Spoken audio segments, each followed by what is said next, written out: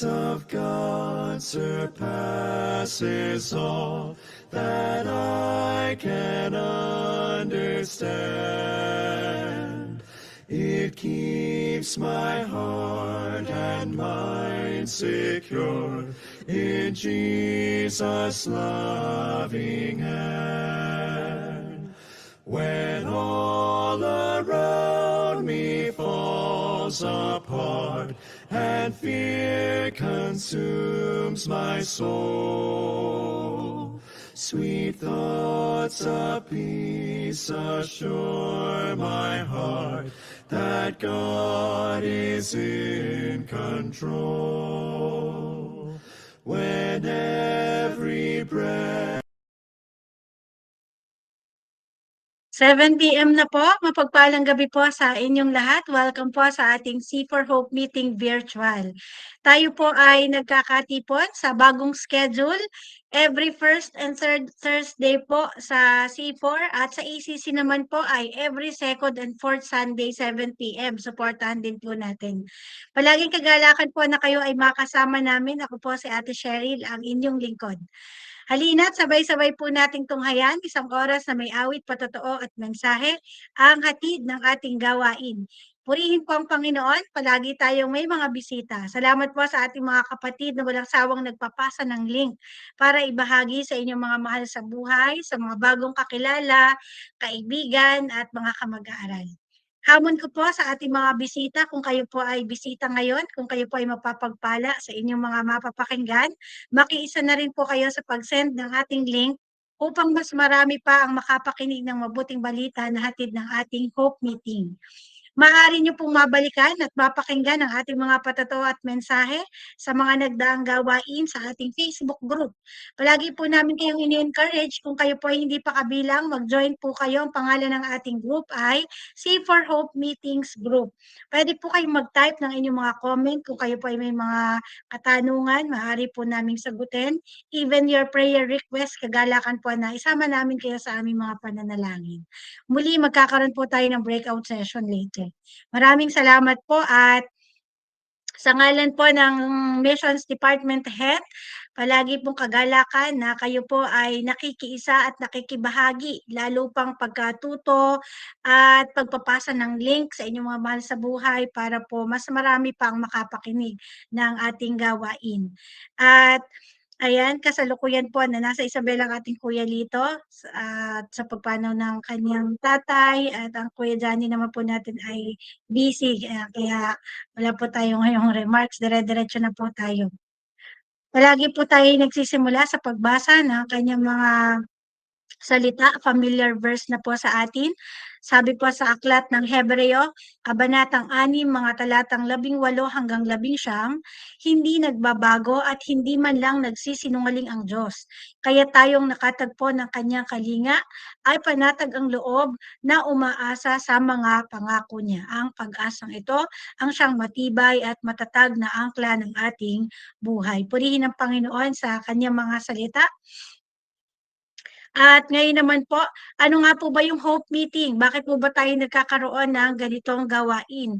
Hope po stands for Household Opportunities Presentation and Experience. At ang C4 Hope Meeting po ay una, naglalayon na maibalita ang makapangyarihang pagkilos at mensahe ng Panginoon sa komunidad.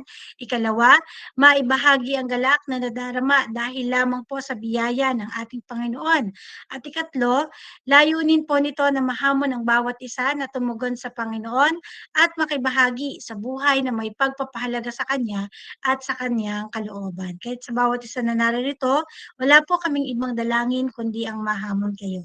Sa atin pong pagpapatuloy, umawit po tayo sa Panginoon bilang paghahanda. Sabay-sabay po nating awitin, O Haring Diyos, dakila ka.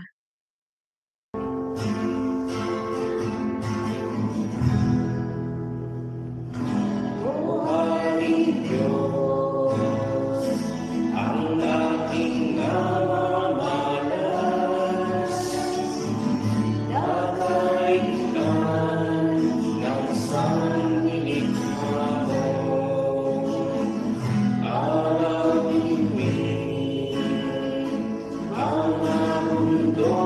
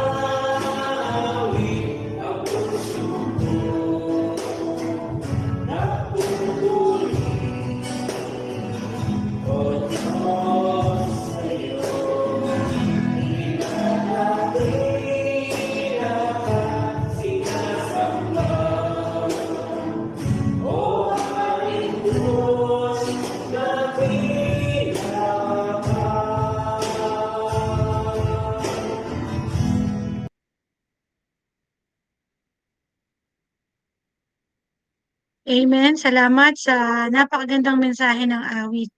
Tunay na dakila ang ating Haring Tagapagligtas. Ngayon naman, tayo po ay makakapakinig ng patotoo. Pakinggan natin ang isang young adult para sa kanyang patotoo kung paano niya naranasan ang pag-ibig at kabutihan ng ating Panginoon sa kanyang buhay. Rafael Mendoza at susundan ng handog awit ni Kuya Lemuel Gulapa. Magandang araw po sa inyo. Ako po si Raha, kabilang sa Kristiyanong komunidad ng C4. Kami po ay naniniwala at naninindigan sa katotohanang may Diyos na manilikha at may karapatan sa ating buhay. Na siya ay Diyos na nagsasalita at nagpapakilala sa mga tao at ang kanyang salita ay makapangyarihan. Ito ay katotohanan at nakapagliligtas. Lubos po akong nagpapasalamat sa pagkakataong ito upang may bahagi ko ang aking patotoo kung paano ako binago ng Panginoon at paano ko natutunang pahalagahan ang kanyang mga pagpapala sa aking buhay. Noon, masasabi kong hindi ko po lubos na naunawaan ang kahalagahan ng pagpapasalamat. Madalas po, mas nakatuon ako sa mga bagay na wala sa akin kaysa sa mga biyayang nasa harapan ko na. Kapag may problema po ako kinakaharap, mas inuuna kong magreklamo kaysa magpasalamat. Hindi ko rin napapansin kung paano ako iniingatan ng Panginoon sa kabila ng aking mga pagkukulang. May pagkakataon na dumating sa aking buhay ang isang matinding pagsubok. Isang sitwasyong nagpabago sa aking pananaw. Napagtanto ko po mula sa pagsubok na iyon na ang mga hamon sa buhay ay hindi parusa, kundi paraan ng Diyos upang turuan akong magtiwala at umasa sa Kanya. Doon ko unti-unting natutunang magpasalamat, hindi lamang sa magagandang bagay, kundi pati na rin sa mga pagsubok na aking hinaharap. Dahil sa bawat pagsubok na ibinibigay po ng Diyos sa akin o sa atin, ay may aral at biyaya itong kasama. Ginamit ng Panginoon ang kanyang salita at ang mga taong kanyang isinugo sa aking buhay, ang aking pamilya, mga kaibigan, at syempre ang iglesyang ito. Sa pamamagitan po ng kanilang gabay, naunawaan ko na ang tunay na pagpapala ay hindi lamang material na bagay kundi ang presensya ng Diyos sa aking buhay. Sa pagbabasa ng Biblia, natutunan ko mula sa Filipos 4 verses 6 to 7, huwag kayong mabalisa tungkol sa anumang bagay kundi sa lahat ng bagay. Sa pamamagitan ng panalangin at pagsusumamo na may pasasalamat, ipaalam ninyo ang inyong mga kahilingan sa Diyos. At ang kapayapaang mula sa Diyos na hindi kayang abutin ng pag-iisip ang siyang mag-iingat sa inyong puso at pag-iisip kay Kristo Jesus. Ngayon po ay mas bukas na ang aking puso sa pasalamat. Alam kong ang lahat ng bagay, maliit man o malaki, ay biyayang mula sa Diyos. Kapag may dumarating po na pagsubok, imbis na ako po ay panghinaan ng loob, mas pinipili kong lumapit sa Diyos, magpasalamat at magtiwala sa kanyang mga plano para sa akin. Alam kong hindi po niya ako iiwan, ipababayaan man. Sa buhay na ganap na itinatalaga sa Panginoon, hindi nawawala ang pagsubok. Ngunit ang pagkakaiba ngayon ay hindi na ako natatakot. Sa halip, lumalapit ako sa Diyos nang may pusong nagpapasalamat sa kanyang katapatan. Ang hamon ko sa ating lahat ay patuloy tayong magtiwala, magpasalamat at lumakad sa liwanag ng kanyang pag-ibig. Dalangin ko po na gamitin ng Diyos ang aking patotoo na ito upang mabigay hamon at pagpapala sa inyo at sa lahat ng nakapakikinig nito. Mamuhay po tayong nasa ilalim ng presensya ng Diyos, nagpapasakop sa otoridad ng Diyos, at namumuhay tuwina para sa kapurihan lamang ng Diyos. Sorry, Day of Lord.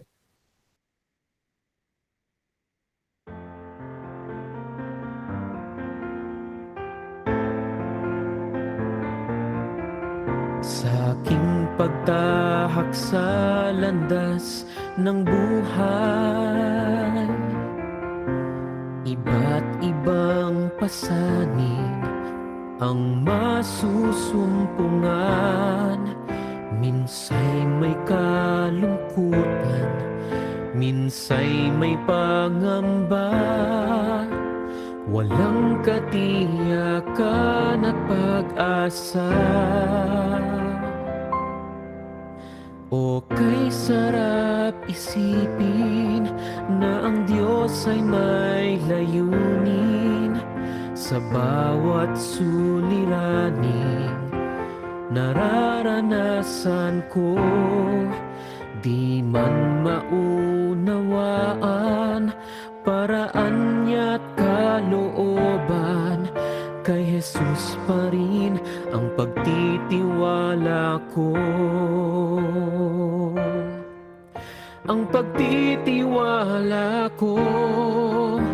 May mga bagay na di maintindihan, na ang dakilang Diyos lamang ang tanging may alam.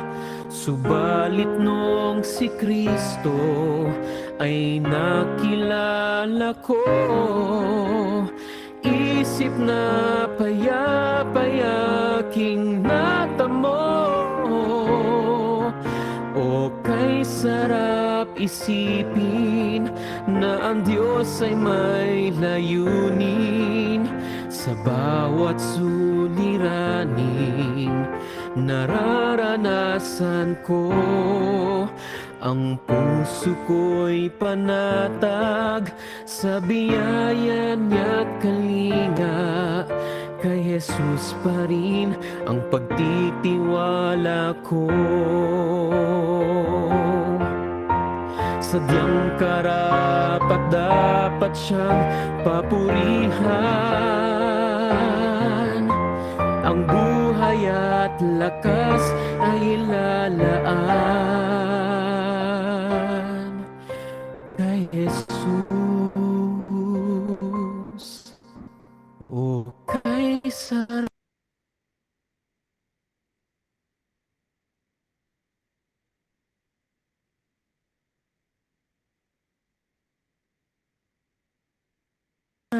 isipin na ang Diyos ay may layunin sa bawat suliraning nararanasan ko. Di man maunawaan paraan niya't kalooban, kay Jesus pa rin ang pagtitiwala ko. Ang puso ko'y panatag sa biyaya niya't kalinga. Kay Jesus pa rin, kay Jesus pa rin, kay Jesus pa rin ang pagtitiwala ko.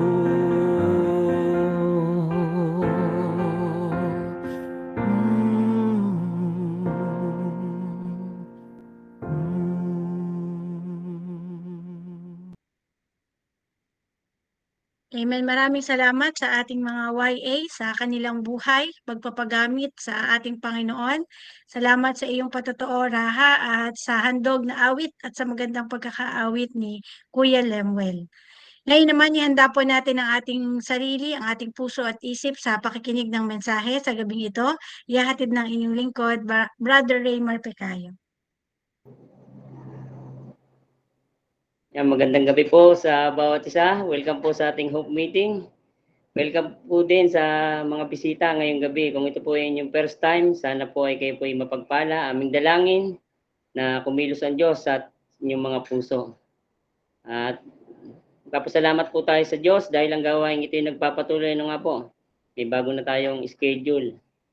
Hindi man ito tuloy-tuloy, nawa po patuloy po nating i-share ang link sa ating mga kakilala, sa ating mga kaibigan, at patuloy na ang pagtitiwala natin ay nasa Diyos. Ano po? Maraming salamat po, Kuya Raha, sa inyong patotoo. Tunay na ang nagbubukas ng ating mga mata.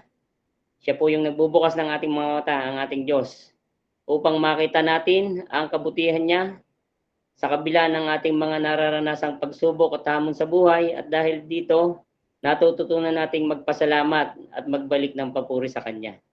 Yan, maraming salamat, Kuya Raha. Maraming salamat din, Kuya Lem, sa iyong inawit, kay Jesus pa rin. Dapat na magtiwala. Ano po? Maraming bagay na hindi po tayo maintindihan. Bakit nangyayari? Bakit ipinapahintulot ng Diyos na ating pagdaanan? May mga tanong sa ating isipan. Ngunit sinabi sa awit, ang Diyos ay may layunin kung bakit ito nangyayari. At gaya ng paalala po ng salita ng Diyos, binanggit po kanina ni Kuya Raha, kanina sa Pilipos 4:6-7, sabi doon, huwag tayong mabalisa, kundi dumulog sa Diyos ng may pasasalamat. Pagkatiwala po natin sa Kanya ang lahat. Kaya po sa oras na ito, bago po tayo magpatuloy, tayo po ay dudulog sa ating Panginoon. Ipagkakatiwala po natin sa Panginoon ang mga kahilingan na naipabot maging itong gawain ngayong gabi. Atin pong idudulog sa ating Diyos ang lahat. Manalangin po tayo. Aming Ama, salamat po sa gabing ito na kayo po ang kumilos sa puso ng bawat isa na pahalagahan ang gawain ngayong gabi. Tunay nga po, Panginoon, na kayo po ang patuloy na nagbibigay sa amin ng pagpapasya na gawin kung ano yung nararapat. Maraming salamat nga po dahil kayo po ang Diyos na siyang nagkalob sa amin ito. Ito'y biyaya mo kung bakit kami nakakabahagi sa ganitong gawain. Dalangin namin ang inyong pangunguna sa gawain ngayong gabi. Maging maayos po ang koneksyon ng bawat isa.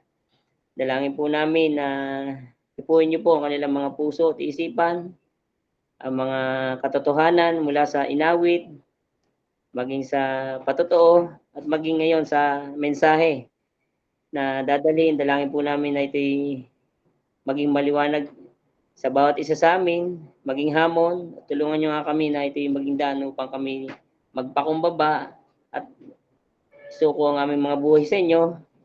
Patuloy na kayo maghari sa aming mga buhay at dalangin namin na masumpungan namin ang tunay na pag-asa ay nagmumula lamang sa inyo. Panginoon, namin pong patuloy na inilalapit ang mga kahilingan ng aking mga kapatid sa gabing ito. Amin pong inilalapit si Kuya Rex na ngayon nga po ay naglalakbay patungong Naga. Dalangin namin ang inyo pong pag-iingat sa kanya. At sasamahan niyo po siya, kaya nga po magkakalob sa kanya ng karunungan at kalakasan. Ihanda niyo po siya sa magiging gawain doon sa Naga. Nawa po lahat po ng kanyang gagawin ay inyo pong papagtagumpayin. Kaya nga po ang sumama sa kanya maging sa team ng Naga na naroon kina Kuya Onin, kina Ate Rinrin. Kaya nga po ang magpapala sa mga magiging gawain nila doon at pagpupulong. Amin pong inilalapit din ang sambahayan ng Kuya Lito na ngayon po ay nasa Isabela. Dalangin namin na kayo nga po ang patuloy na magko-comfort sa kanila. Hindi po madali ang kanilang nararanasan ngayon sa pagpanaw ng kanyang tatay, na si Tatay Digoy. Dalangin namin, Panginoon, na kayo nga po ang patuloy na magbibigay sa kanilang sambahayan ng tunay na kapayapaan at kaaliwan, Panginoon. Nawa po yung salita na nabahagi sa kanila ay patuloy na lumago. Patuloy nila itong maunawaan at dalangin po namin ay patuloy itong bumago ng kanilang mga buhay. Patuloy na magatid sa kanila ng pagtitiwala lamang sa inyo, Panginoon. Hindi lang po sa buhay na ito, kundi sa buhay na darating. Amin pong nilalapit din ang mga kapatid namin na ngayon ay nakakaranas ng samang pakiramdam, mga karamdaman, Panginoon. Dalangin namin si Kuya Ariel at ang kanyang mga anak. Dalangin po namin na kayo nga po ang humipo sa kanilang mga pisikal na katawan. Nandun na sila nilalagnad, may ubo. Dalangin po namin na kayo nga po ang patuloy na kumilos. Nawa po anumang gamot na kanilang iniinom, ito'y tumalab, maging mabisa sa mabilisan nilang paggaling, Panginoon. Dalangin namin ang patuloy na provision niyo sa kanila, sa kanilang gamutan. At dalangin po namin na nawa po hindi na ito magtagal at gumaling na po sila. Maging si Kuya Ariel ay makapasok ng muli sa kanyang trabaho. Amin pong inilalapit din si Baby Gabin na ngayon po ay nilalagnat at nagsusuka at hindi makadede. Dalangin namin, Panginoon, ang inyong paghipo sa katawan ng batang ito. Nawa po pagalingin niyo po siya, palakasin. Dalangin namin nawa po hindi na po siya ma-confine pa. Kaya nga po patuloy na sasama sa kanila, Panginoon. Kaya nga po magpapagaling sa batang ito. Kaya nga po magkakalob ng tunay na kagalingan, Panginoon. Namin pong inilalapit din ang OFW. Dalangin namin ang gawain ito, patuloy na kayo magpapala. Amin pong dinadalangin ang kalusugan ng bawat isa sa pisikal, lalong higit sa spiritual, Panginoon. Mga po'y patuloy na silang patatatagin, palalaguin, Panginoon. Gamitin niyo po ang inyong mga salita upang sila'y patuloy na lumalim at makilala ka pa. Aming dalangin din ang mga pamilya ng mga kapatid naming OFW na nandito po sa Pinas, kaya nga po ang patuloy na magbibigay sa kanila ng kaaliwan sa kabila na sila magkalayo. At dalangin din namin na gamitin niyo po ang mga gawain, maging ang technology upang maihatid ang inyong mga salita sa kanilang mga pamilya, Panginoon. Panginoon, kayo nga po sasama sa gabing ito, nawa po yung maging maayos ang connection ng bawat isa, matapos nawa po ng maluwalhati ang gawain namin ngayong gabi. Maraming salamat po. Ito po ang aming dalangin sa pangalan ni Jesus. Amen. Amen. Magandang gabi po muli sa bawat isa. Yan. Nagpapatuloy po yung ating annual theme sa taon na ito na the sovereign power of the Almighty work in the community, all for His glory. Ano po? Mayroon tayong Diyos na makapangyarihan sa lahat. Siya po ay patuloy na gumagawa sa sangnilikha. Wala pong bagay na hindi niya kayang gawin. Walang bagay na imposible sa Kanya. Kapag ito'y Kanyang kalooban, ito po'y mangyayari. Gaya na lamang ng likhain niyang sang sinukob, sa isang makapangyarihang salita lamang niya, nagkaroon at nalikha ang lahat ng bagay.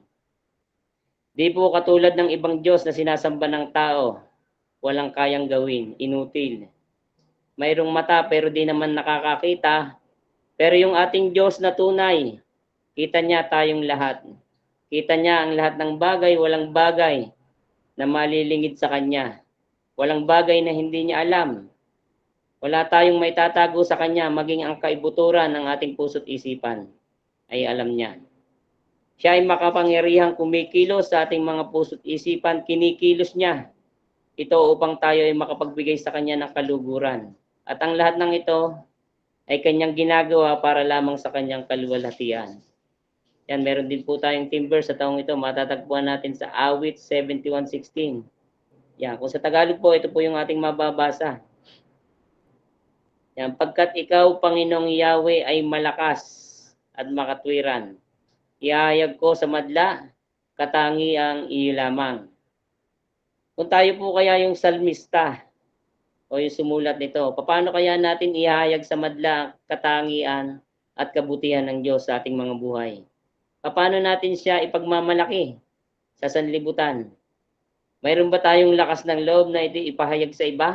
Sa ating pamilya, mga kapitbahay, sa ating mga kaibigan? Masasabi ba natin sa kanila kung sino at ano ang katangian ng Diyos na ating kinikilala? Sa ating mga katrabaho kaya o mga kaklase, o hanggang ngayon po ay nananatili tayong pipe. Walang pakialam at natatakot, nahihiya na ang Diyos na ito ay ipakilala at ipahayag. Para naman po sa gabing ito, meron po akong mga katanungan na inihanda para atin pong pagbulayan. At kaugnayan nito yung ating topic sa ngayong gabi. Yan, ito po yung una. Naunawaan ba natin ang salitang pag-ibig? Yan, napapanahon po. Kanino mo hinahanap ang tunay na pag-ibig? At pangatlo po, masusumpungan ba natin ang tunay na pag-ibig sa mundong ito? Yan. Pagka sinabi pong pag-ibig, isang malawak na usapin. Ngunit may maliwanag na katuruan ng Biblia o ang salita ng Diyos patungkol sa bagay na ito. Dahil ang ating Diyos ay soberano, siya po ay may mga katangian. At ang mga katangian ito ay hayag na hayag sa kanyang mga nilikha. At isa sa kanyang katangian na lubos na hayag sa kanya ay yung kanyang pag-ibig. Sa mundo na ating ginagalawan ay may pawang pag-ibig po na umiiral. Ngunit kung susuriin natin ito, ay malayong malayo at hiwalay sa pag-ibig na itinuturo ng Biblia. Hiwalay sa katangian ng pag-ibig ng Diyos. Ang pag-ibig dito sa mundo ay umiikot sa pansariling naisin, na hiwalay sa kalooban ng Diyos na siyang maghatid sa isang tao upang siya ay mapahamak. Ngunit sa gabing ito, ating tutunghayan ang pag-ibig na mula sa Diyos. Isang pag-ibig na magbibigay sa atin ng tunay na pag-asa. At yan po yung ating topic sa gabing ito. Sabi po dyan, ang dakilang pag-ibig ng Diyos na soberano. Tunay na pag-asa ng kanyang mga hinirang. Atin pong tunghayan yung sinasabi sa Awit 145 verse 17. Ito po yung ating mababasa. Matuwid si Yahweh sa lahat ng bagay niyang ginagawa. Kahit anong gawin ay kalakip ang masagana niyang awa. Yan. Hayag na hayag ang kabutihan ng Diyos at ang kanyang wagas na pag-ibig mula pa ng likhain niya ang sanlibutan. Inihanda niya ang lahat ng kailangan ng tao bago niya likhain ito. Ganon karunong, ganon ang pag-ibig ng Diyos. Inihanda niya ang lahat bago niya lalangin ang tao. Ngunit nang magkasala ang ating ninunong si Adan, kahit kayang-kaya niyang puksain si Adan at palitan ng bago, hindi niya yon ginawa. Kundi ipinakita niya rito ang kanyang katuwiran at kabanalan. Sila'y pinarusahan at pinalayas sa halamanan ng Eden. Bagaman sila ay pinarusahan dahil sa kanilang pagsuway, sa Diyos na banal na sa kanila'y lumikha, nanaig ang pag-ibig ni Yahweh, at sila po ay nakasumpong ng habag at awa. Nandun din ang anino ng pagtubos niya sa sangkatauhan. Ipinahayag niya ang kanyang pag-ibig sa panahon na kanyang itinakda. Noong panahon po ni Noe, labis na ang kasamaan ng tao, ngunit nanaig pa rin ang pag-ibig niya sa tao na kanyang nilikha. Kaya nahabag at nakasumpong ng biyaya si Noe. Sa kanya po nagmula ang panibagong lahi ng sangkatauhan, at ang Diyos ay nakipagtipan sa kanya sa pamamagitan ng bahagari, na hindi na muling lilipulin ng Diyos ang sangkatauhan sa pamamagitan ng baha. Kahit ang kanyang bayang hinirang, ang kanyang bayang Israel ay paulit-ulit sa pagkakasala, nanaig pa rin ang kanyang pag-ibig. Kahit na pinarusahan niya ang bayang ito dahil sa kanilang paulit-ulit na pagsuway, nanatili siyang tapat sa tipan, sa kanyang pangako, at ito ay tinamasan ng kanilang saling lahi at dahil din ito sa kanyang tapat at wagas na pag-ibig. Sa kanya pong likas na katangi ang taglay ng ating soberanong Diyos, ang kanyang wagas na pag-ibig. Ano-ano ang katangian ng pag-ibig ng Diyos na siyang nagbibigay sa atin ng pag-asa sa buhay na ito at sa buhay na darating. Yan. God's love is, ito po yung mga katangian ng pag-ibig ng Diyos. Una po, unfailing, walang humpay. Kapag sinabi po nating unfailing love o yung unfailing love ng Diyos, ito ay walang humpay o walang pagkabigo. Ito ay hindi nagbabago. Maaasahan at totoo at mayroon itong katiyakan. Ano po ang sabi sa Nehemiah 1:5? Ito po yung ating mababasa. Sabi diyan, O Yahweh, Diyos ng kalangitan, kayo ay dakila at nanginginig kami sa takot sa inyong presensya. Matapat ninyong tinutupad ang inyong tipan at wagas na pag-ibig sa mga nagmamahal sa inyo at tumutupad ng inyong mga utos. Ang Diyos po ay tapat sa kanyang tipan, tapat sa kanyang pangako. Lahat ng kanyang sinabi mangyayari at hindi po sasablay. Lahat ito ay kanyang isa sa katuparan, hindi po magmimintis at dahil ito sa kanyang wagas na pag-ibig. Isa pang katibayan ng kanyang walang humpay na pag-ibig, masusumpungan po natin sa Roma 8:35-39. Ano po sinasabi doon? Sabi diyan, sino ang makapaghihiwalay sa atin sa pag-ibig ni Kristo? Ang kaguluhan kaya, ang kapighatian, pag-uusig, pagkagutom, kahirapan, panganib o kamatayan? Ayon sa nasusulat, dahil sa inyo'y buong araw kaming pinapatay, turing nila sa amin ay mga tupang kakatayin lamang.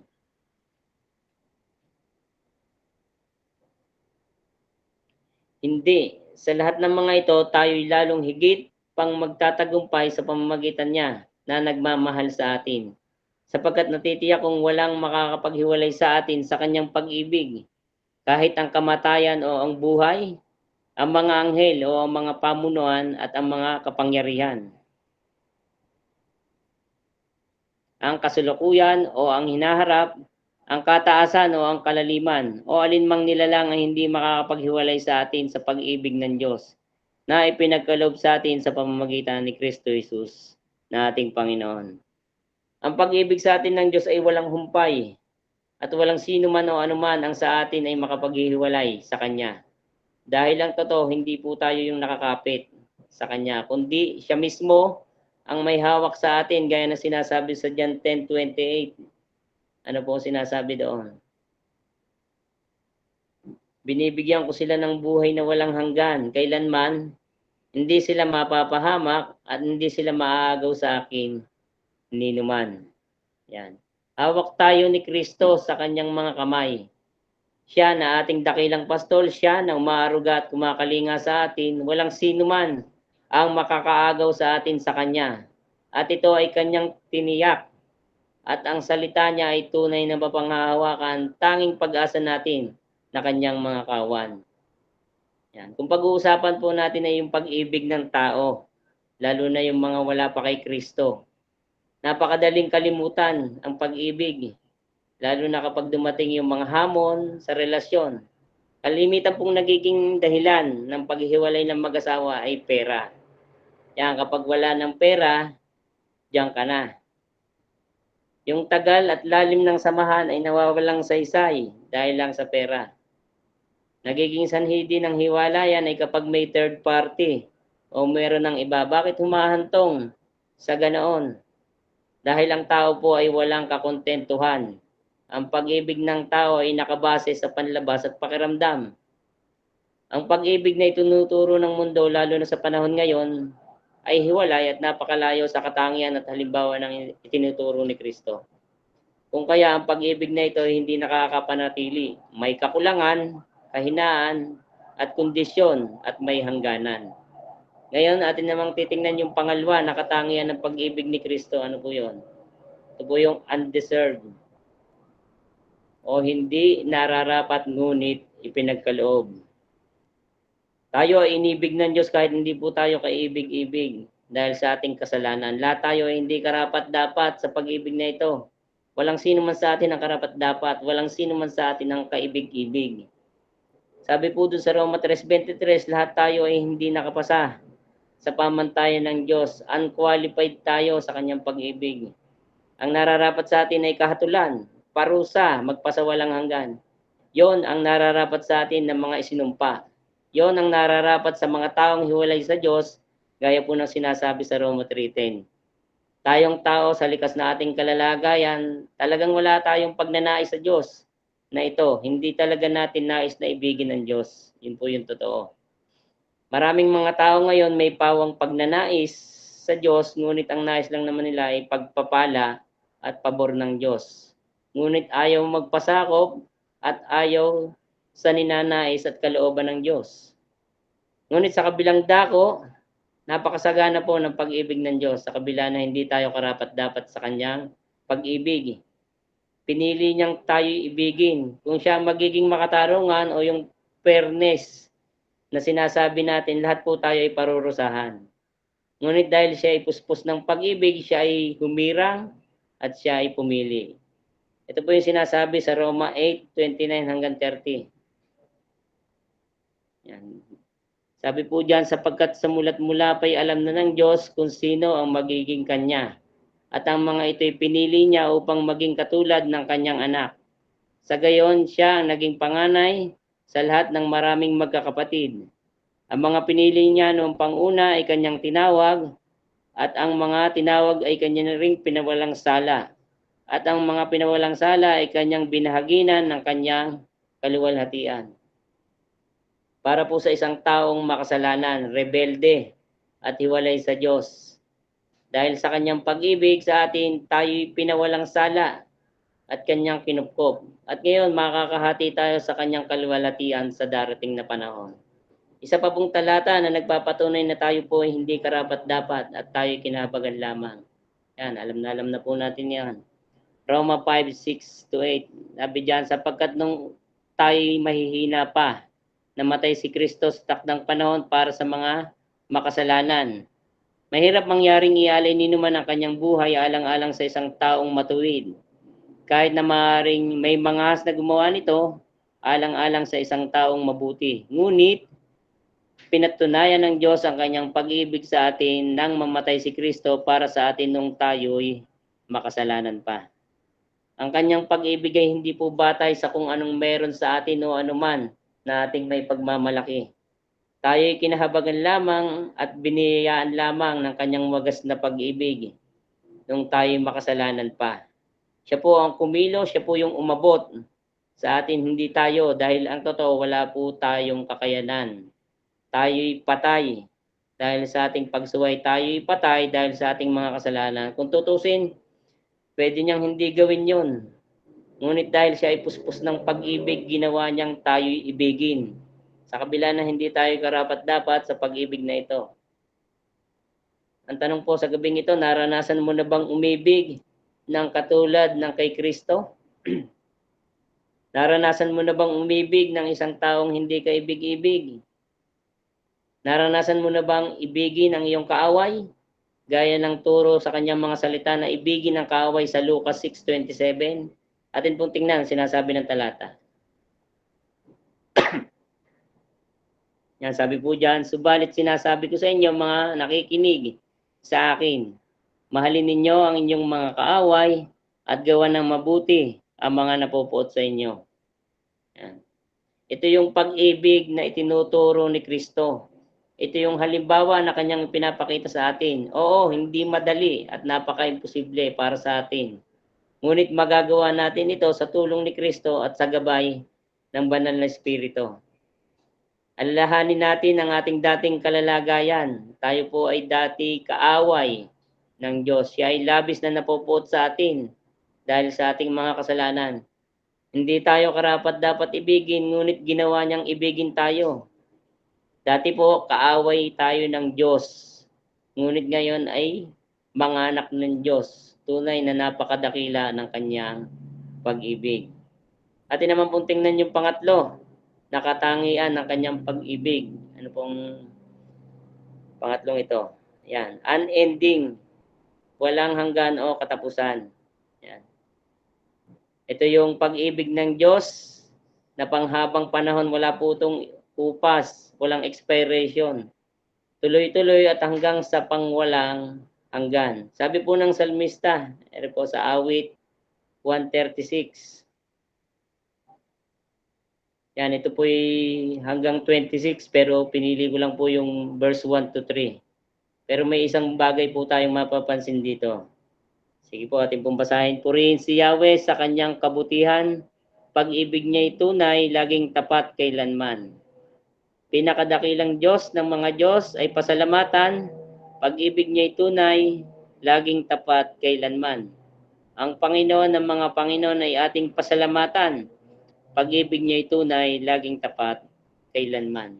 Ano po ang mapapansin natin dito? Kung ating papansinin ang sulat ng salmista, palagi nating mababasa sa huli na kanyang mga sulat ang mga katagang pag-ibig niya'y tunay, laging tapat kailanman. Yan. Pagpapatunay na ang pag-ibig ng Diyos ay totoo, ito'y laging tapat at ito po ay magpakailanman, walang katapusan.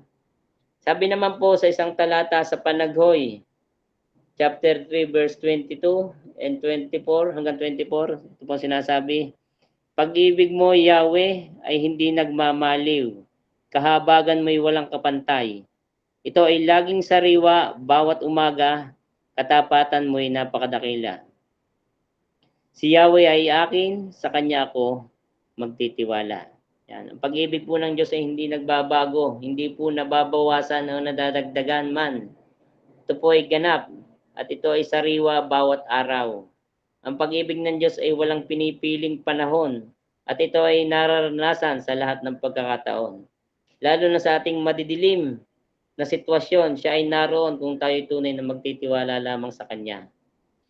Yan, bagaman ang tao ay may tunay na pag-ibig sa isa't isa, yan, merong nagmamahalan ng tunay, pero hindi po ito makakapanatili at hindi ito pang walang hanggan. Mayroon itong kahinaan at may katapusan sa oras na dumating ang kamatayan. Dito natatapos ang lahat. Ayaw man natin, ngunit ito ang nangyayari at ito ang masakit na katotohanan. Ngunit lagi nating alalahanin mayroong Diyos na ang pag-ibig ay pang walang hanggan. Ang pag-ibig ding ito ang umaaliw sa atin lalo na sa oras ng ating kapigatian. Nangako ang Diyos na hindi tayo iiwan o pababayaan man. At ito na po yung panghuli, yung pang-apat. Unfathomable o hindi malirip na pag-ibig ng Diyos. Yan, ito po yung ang pag-ibig na ito ay ng Diyos ay hindi kayang unawain. Ano po? Hindi kayang sukatin, walang makakapantay o makakahigit sa pag-ibig na ito ng Diyos. Yan, alam na po natin ito. Yung verse na ito, very popular. John 3:16 and 17, ano po yung mababasa natin doon? Sapagkat gayon na lamang ang pag-ibig ng Diyos sa sangkatauhan, kaya ibinigay niya ang kanyang kaisa-isang anak, upang ang sinumang sumampalataya sa kanya ay hindi mapahamak, kundi magkaroon ng buhay na walang hanggan. Sinugo ng Diyos ang kanyang anak hindi upang hatulan ng parusa ang sanlibutan, kundi upang iligtas ito sa pamamagitan niya. Ibinigay niya ang kanyang bugtong na anak na nagkatawang tao, namatay doon sa krus ng Kalbaryo at pagkalipas po ng 3 araw ay nabuhay na magauli at umakyat sa langit, upang lubusin ang kanyang dakilang pag-ibig sa atin na kanyang mga hinirang. Tayo po ay niligtas sa kanyang poot. Napakahiwaga, tunay na dakila at walang sino man ang makahihigit sa pag-ibig sa atin ng Diyos na ito. Isang taong makasalanan, rebelde sa Diyos, pusakal, at dapat hatulan ng kaparusahan ay kinahabagan at biniyayaan ng pag-ibig. Hindi kayang sukatin, hindi kayang unawain, pero ito'y naganap. At ito ang pinakadakilang pag-ibig ng Diyos. Ito yung pag-ibig na hindi lang kumakatagpo sa ating mga pangangailangang pisikal o tumutulong sa atin sa oras ng mga hamon sa buhay na ito. Hindi lang po ito yung pag-ibig na umaruga o kumakalinga o nagbibigay kaaliwan sa atin sa oras na tayo namipigati. Kundi ito po yung pag-ibig na tumitiyak. Ito yung pag-ibig na tunay na nakapagliligtas. At ang implikasyon po nito ay pangwalang hanggan.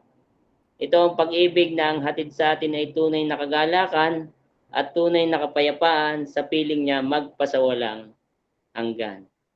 Pero meron pong babala ang banal na kasulatan. Ano po? Kasunod po nito. Ano po yung mababasa natin sa John 3:18 to 21? Ito po yung ating mababasa. Ito po yung babala.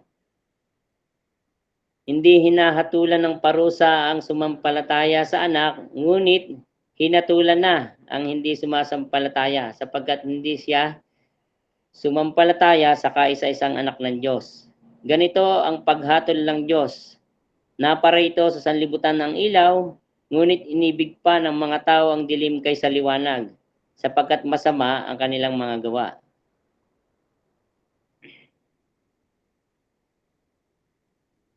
Hindi hinahatulan ng parusa ang sumampalataya sa anak, ngunit inatulan na ang hindi sumasampalataya sapagkat sorry po.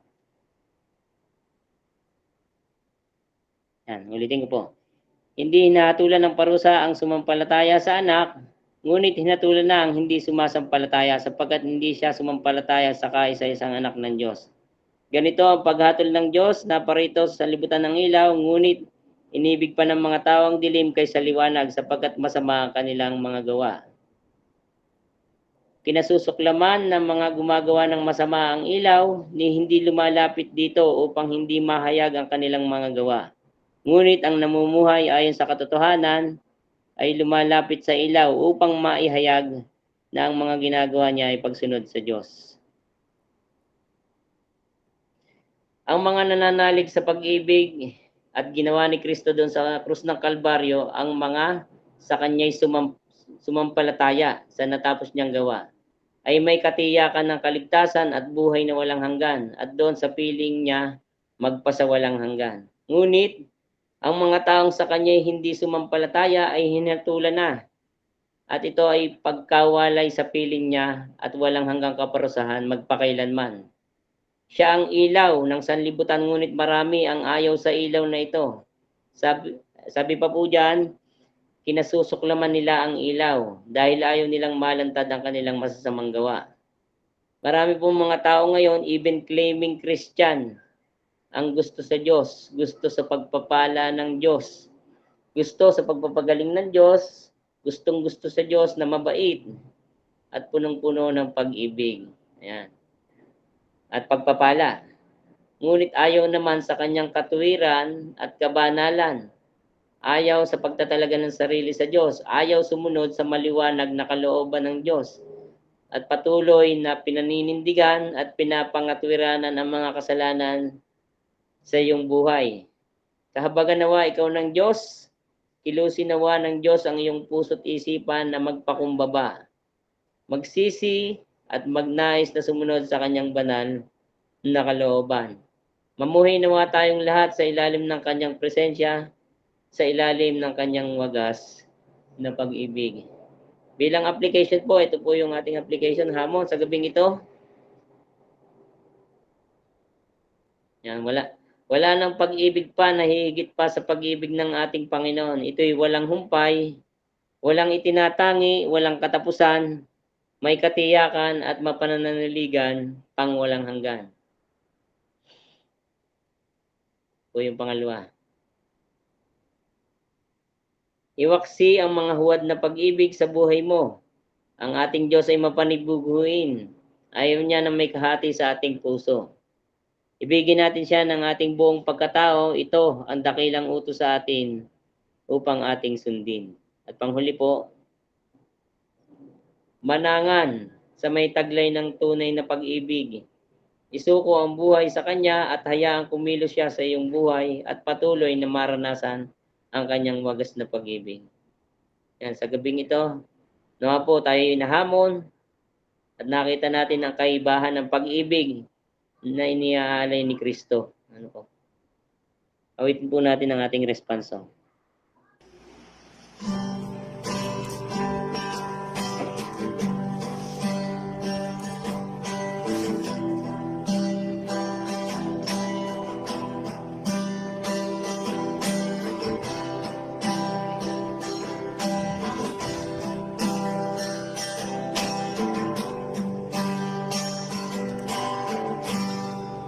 Ika'y isang hari, aming tinatanging, lahat ay matuloy, lahat ay matuloy, sa taglay mong hiling, at kaliwanagan. Hindi may naglaho, hindi may naglaho. Diyos ay dakila, halina tumawid sa Kanya at makita ng lahat na Diyos ay dakila.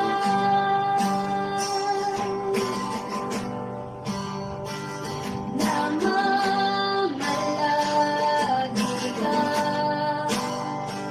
sa lahat ng panahon. Ikaw ang simula at ang katapusan. Tatlo bilang isa. Espiritu nagkatugma, babalik muli, poder at hari. Diyos ay dakila, hindi na tumawid sa Kanya at makita ng lahat na Diyos ay dakila.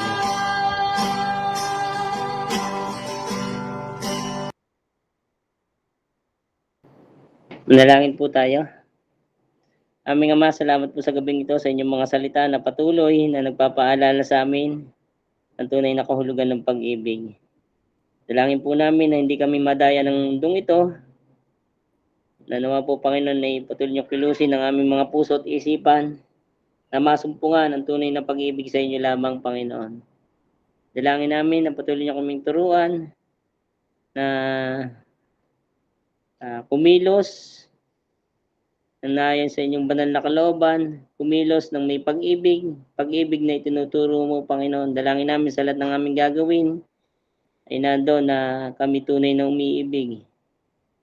Patuloy niyong itama ang aming mga motibo. Dalangin namin, Panginoon, na kami bilang inyo po mga anak ay patuloy na makita sa amin ang tunay na pag-ibig, Panginoon. Dalangin po namin na patuloy niyo kaming baguhin, banalin. Tulungan niyo nga kami, Panginoon, na patuloy na mabago ang aming pananaw patungkol sa pag-ibig.